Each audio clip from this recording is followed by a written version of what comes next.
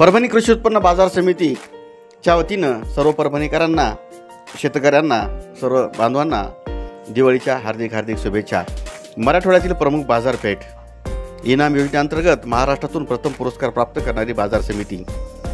इनाम योजनेअंतर्गत मार्केट यार्डात येणाऱ्या शेतीमालाची गेट एंट्री, शेतीमालाची गुणवत्ता तपासणी, संगणकीय जाहीर लिलाव व शेतकऱ्यांच्या खात्यात ऑनलाईनद्वारे रक्कम अदाई। इनाम योजनेअंतर्गत धान्य चाळणी यंत्राची उभारणी। शेतमाल तारण कर्ज योजनेअंतर्गत शेतकऱ्यांनी तारण ठेवलेल्या शेतीमालावर 6% व्याजदराने 24 तासांच्या आत तारण कर्ज अदाई। विक्री केलेल्या शेतीमालाची रक्कम विक्रेत्यास त्वरित मिळवून देण्याची चोख व्यवस्था व हमी। शेतीमाल विक्री संबंधी तक्रार झाल्यास त्वरित निर्णय। वजन मापाची चोख व्यवस्था।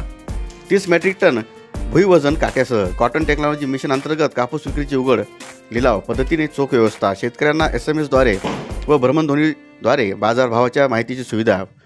प्रोजेक्शन TV व MID मार्केटिंग इन्फॉर्मेशन डिस्प्ले व राज्यातील प्रमुख बाजारपेठांची बाजारभावाची माहिती यासह इतर काही।